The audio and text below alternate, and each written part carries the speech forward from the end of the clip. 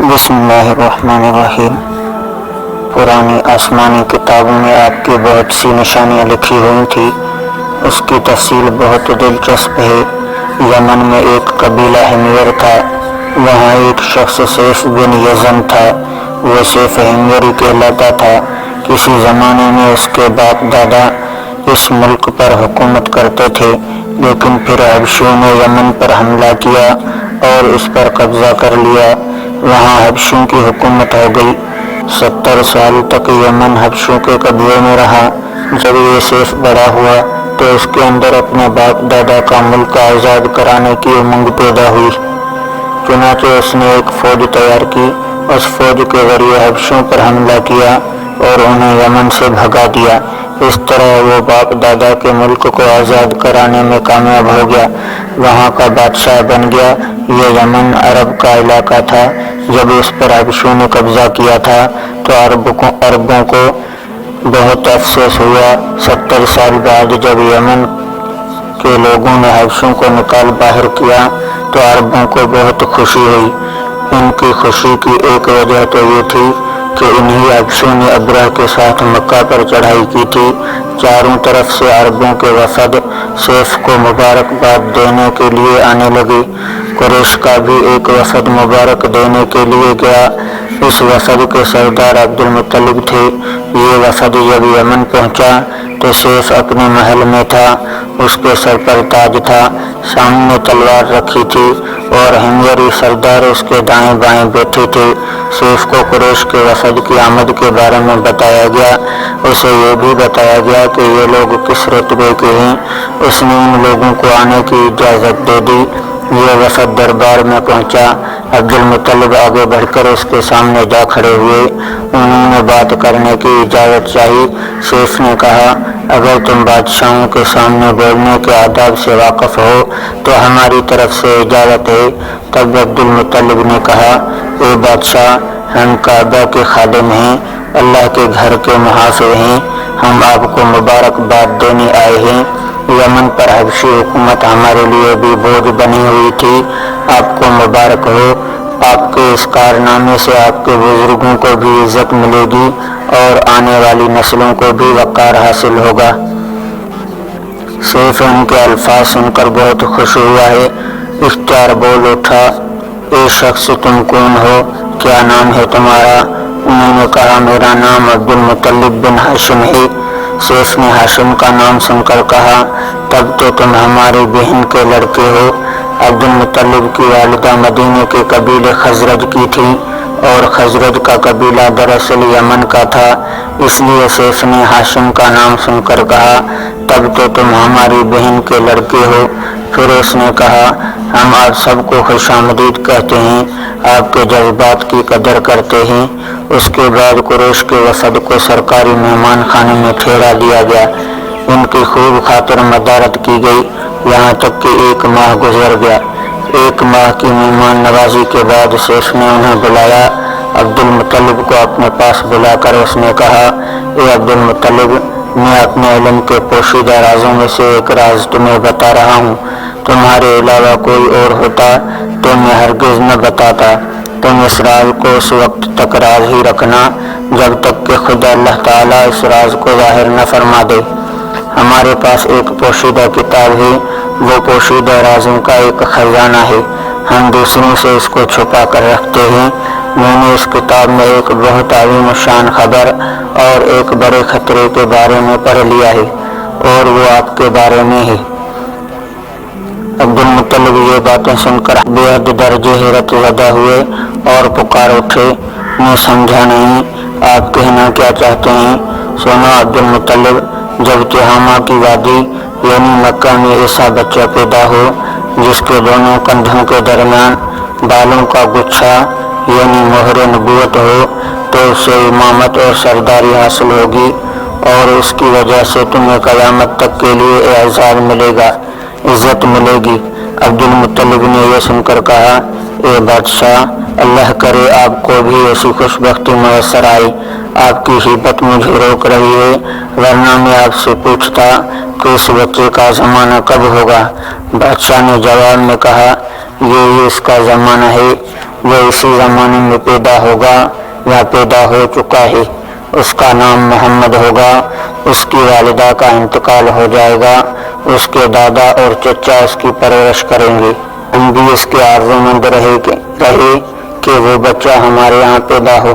اللہ تعالیٰ اسے کھلے عام ظاہر فرمائے گا اور اس کے لیے ہم میں سے یعنی مدینے کے قبیلے خزرج میں اس نبی کے مددگار بنائے گا۔ ہم میں سے اس نے اس لیے کہا کہ خزرج اصل میں یمن کے لوگ تھے، ان کے ذریعے اس نبی کے خاندان اور قبیلے والوں کو عزت حاصل ہوگی اور ان کے ذریعے اس کو دشمنوں کو ذلت ملے گی اور ان کے ذریعے وہ تمام لوگوں سے مقابلہ کرے گا اور ان کے ذریعے زمین کے اہم علاقے فتح ہو جائیں گے۔ وہ نبی رحمان کی عبادت کرے گا، شیطان کو دھمکائے گا، آتش کدوں کو ٹھنڈا کرے گا، یعنی آگ کے پجاریوں کو مٹائے گا، بتوں کو توڑ ڈالے گا۔ اس کی ہر بات آخری فرمان ہوگی، اس کے احکامات انصاف والے ہوں گے۔ وہ نیک کاموں کا حکم دے گا، خود بھی ان پر عمل کرے گا، برائیوں سے روکے گا، ان کو مٹا ڈالے گا۔ عبد المطلب نے سیف بن یزن کو دعا دی، پھر کہا کچھ اور تفصیل بیان کریں۔ بات ڈھکی چھپی ہے اور علامتیں پوشیدہ ہیں، مگر اے عبد المطلب اس میں شبہ نہیں کہ تم اس کے دادا ہو۔ عبد المطلب یہ سن کر فوراً سجدے میں گر گئے اور پھر سیف نے ان سے کہا اپنا سر اٹھاؤ، اپنی پیشانی اونچی کرو اور مجھے بتاؤ جو کچھ میں نے تم سے کہا ہے، کیا تم نے ان میں سے کوئی علامت اپنے ہاں دیکھی ہے؟ اس پر عبد المطلب نے کہا ہاں، میرا ایک بیٹا تھا، میں اسے بہت چاہتا تھا۔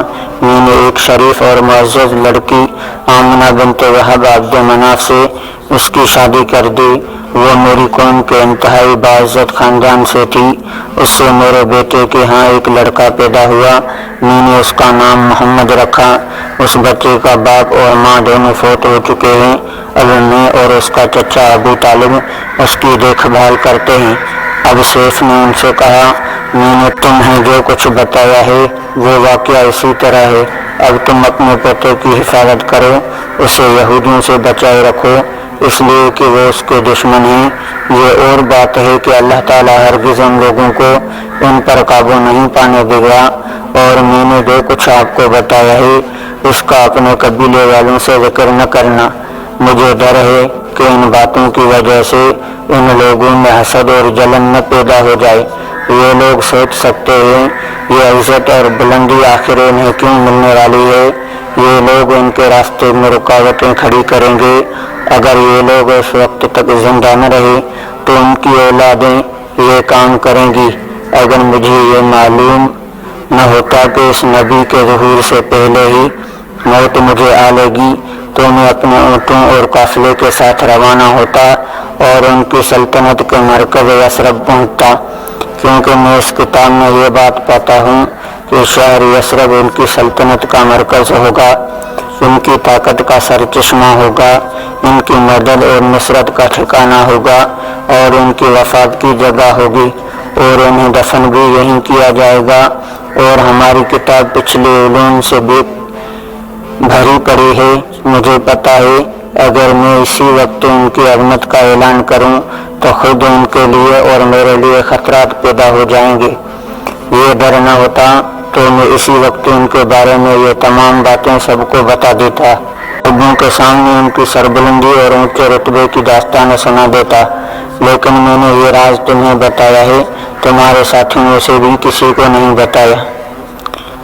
اس کے بعد اس نے عبد المطلب کے ساتھیوں کو بلایا، ان میں سے ہر ایک کو 10 حبشی غلام، 10 حبشی باندیاں اور دھاری دار یمنی چادریں، بڑی مقدار میں سونا چاندی، 100 اونٹ اور عنبر کے بھرے ڈبے دیے۔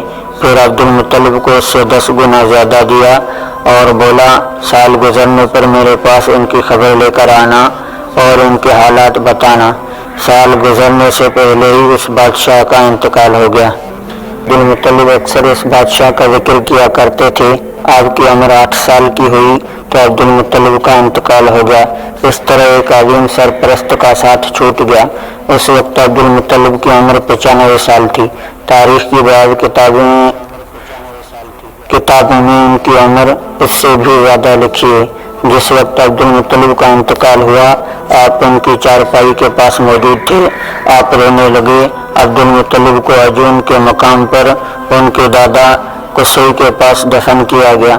मरने से पहले उन्होंने नबी करीम सल्लल्लाहु अलैहि वसल्लम को अपने बेटे अबू तालिब के हवाले किया।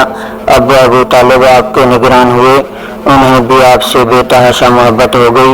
उनके भाई अब्बास और ज़ुबैर भी आपका बहुत ख्याल रखते थे। फिर ज़ुबैर भी इंतकाल कर गए तो आपकी निगरानी आपके चचा अबू तालिब ही करते रहे। उन्हें भी नबी करीम सल्लल्लाहु अलैहि वसल्लम से बहुत मोहब्बत थी। जब उन्होंने आपकी बरकत देखी, मोजज़े देखे, तो उनकी मोहब्बत में और इजाफा हो गया। ये माली एतबार से कमज़ोर थे। 2 वक्त सारे घराने को पेट भर कर खाना नहीं मिलता था, लेकिन जब नबी करीम सल्लल्लाहु अलैहि वसल्लम उनके साथ खाना खाते तो थोड़ा खाना भी उन सब के लिए काफ़ी हो जाता, सबके पेट भर जाते। इसीलिए जब दोपहर या रात के खाने का वक्त होता तो और सब दस्तरखान पर बैठते तो अबू तालिब उनसे कहते, अभी खाना शुरू न करो, मेरा बेटा आ जाए फिर शुरू करना। फिर आप तशरीफ़ ले आते और उनके साथ बैठ जाते। आपकी बरकत इस तरह ज़ाहिर होती कि सबके शेर होने के बाद भी खाना बच जाता। अगर दूध होता तो पहले नबी करीम सल्लल्लाहु अलैहि वसल्लम को पीने के लिए दिया जाता, फिर अबू तालिब के बेटे पीते, यहाँ तक कि एक ही प्याले से सब के सब दूध पी लेते, खूब शेर हो जाते और दूध फिर भी बच जाता। अबू तालिब के लिए एक तकिया रखा रहता था, वो उससे टेक लगा कर बैठते थे। रसूलुल्लाह सल्लल्लाहु अलैहि वसल्लम तशरीफ़ लाते तो आकर सीधे उस तकिए के साथ बैठ जाते। ये देख कर अबू तालिब कहते, मेरे बेटे को अपने बुलंद मर्तबे का एहसास है। एक बार मक्का में कहत पड़ गया, बारिश बिल्कुल न हुई। लोग एक दूसरे से कहते थे, लात और उज़्ज़ा से बारिश की दुआ करो। कुछ कहते थे, तीसरे बड़े बुत मनात पर भरोसा करो। इसी दौरान एक बूढ़े ने कहा, तुम हक और सच्चाई से भाग रही हो। तुमने इब्राहीम अलैहिस्सलाम और इस्माईल अलैहिस्सलाम की निशानी मौजूद है, तुम उसे छोड़कर गलत रास्ते पर क्यों जा रही हो? उस पर लोगों ने उससे कहा, क्या आपकी मुराद अबू तालिब से है? उसने जवाब में कहा, हाँ, मैं यही कहना चाहता हूँ। अब सब लोग अबू तालिब के घर की तरफ चले। वहाँ पहुँचकर उन्होंने दरवाजे पर दस्तक दी तो एक खूबसूरत आदमी बाहर आया। उसने तहबंद लपेट रखा था। सब लोग उसकी तरफ बढ़े और बोले, ए अबू तालिब, वादी में कहत पड़ा है, बच्चे भूखे मर रहे हैं, इसलिए आओ और हमारे लिए बारिश की दुआ करो।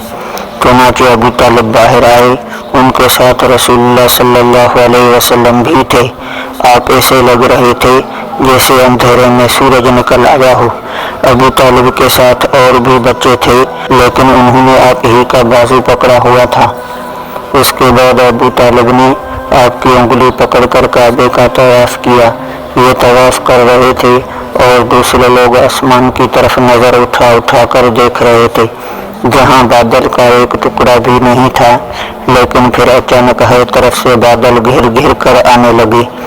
इस कदर जोरदार बारिश हुई कि शहर और जंगल सैराब हो गए। अबू तालिब एक बार ज़ुल्हिजाज के मेले में गए। ये जगह अरफात से तकरीबन 8 किलोमीटर दूर है। उनके साथ रसूलुल्लाह सल्लल्लाहु अलैहि वसल्लम भी थे। ऐसे में अबू तालिब को प्यास महसूस हुई। उन्होंने आपसे कहा, भतीजे, मुझे प्यास लगी है। ये बात उन्होंने इसलिए नहीं कही थी कि आपके पास पानी था, बल्कि अपनी बेचैनी जाहिर करने के लिए कही थी। चचा की बात सुनकर आप फौरन सवारी से उतर आए और बोले, चचा जान, आपको प्यास लगी है? उन्होंने कहा, हाँ भतीजे, प्यास लगी है। यह सुनते ही आपने एक पत्थर पर अपना पाँव मारा।